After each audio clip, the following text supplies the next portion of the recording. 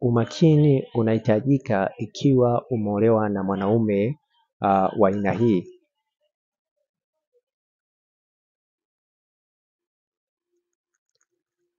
Naam, habari nimeweza kusogezea umakini unahitajika ikiwa umeolewa na mwanaume wa aina hii tano. Ni muhimu sana kufahamu kwamba kama wewe ni mwanamke, fahamu kabisa kwamba unatakiwa uweze kuwa makini kwa mwanaume ambaye utakuwa umeolewa naye kama ni wa aina hii tano, kwa sababu anaweza akawa ametafunwa au ataelekea katika kutafunwa, kwa sababu dunia sasa hivi katika swala hilo ni jambo la kawaida sana. Kwa hiyo kama upo katika ndoa na mwanaume yupo katika, yani anaishi katika aina hii tano ya wanaume ambao nitaweza kuwataja, fahamu kabisa kwamba unatakiwa uweze kuwa makini, kwa sababu ni aina mojawapo ya wanaume ambao huwa wanatafunwa na wanaume wenzao.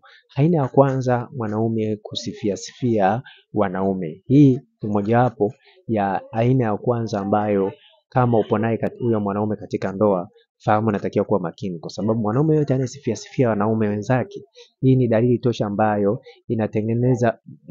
inatengeneza mfereji ambao ni rahisi kuingia katika shimo ambalo ni rahisi kuweza kutafunwa. Na pia aina ya pili, aina ya kuwa chawa kwa wanaume wenzake. Yani unakuwa na mwanaume alafu yeye ni chawa kwa wanaume wenzake. Hii pia ni mojawapo ya aina ya wanaume ambao wewe mwanamke unatakiwa kuwa makini, kwa sababu ni rahisi huyo mwanaume ulionaye kuweza kutafunwa na hao wanaume ambao anawasifia, yani kuwa chawa wenzao.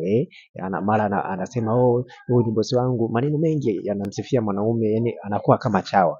Hii ni aina mojawapo ya mwanaume ambaye ni rahisi kuweza kutafunwa na mwanaume, kwa hiyo na mwanaume mwenzake. Kwa hiyo kuwa makini kama upo katika ndoa na huyo mwanaume. Na pia aina ya tatu, mwanaume kuweza kujishobokesha kwa wanaume wenzake. Yani unakuta mwanaume yani muda wote anajishobokesha kwa wanaume wenzake. Yani unaona kabisa mume wangu anajishobokesha. Yani ukiwa na aina hii ya mwanaume, unatakiwa uweze kuwa makini, kwa sababu dunia sasa hivi kwa mwanaume yote ambaye anajishobokesha kwa wanaume wenzake ni rahisi kutafunwa. Kwa hiyo unatakiwa kuwa makini. Na pia aina nyingine ya nne ni mwanaume kujipendekeza kwa matajiri au mataikuni.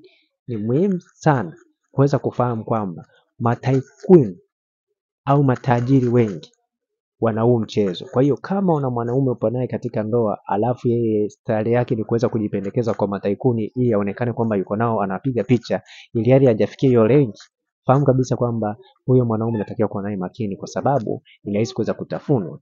Na pia aina nyingine ya mwisho, mwanaume kuwa na tabia za kike. Hii pia ni mojawapo ya aina ya mwanaume ambaye ni rahisi kuweza kutafunwa. Kwa hiyo ni rahisi au ni vema zaidi kuwa makini na huyo mwanaume. Kama unahitaji ushauri au video za kufanya mapenzi, hakikisha unanicheki WhatsApp kwenye namba 0713728736. Naitwa Isaac Kanyankole.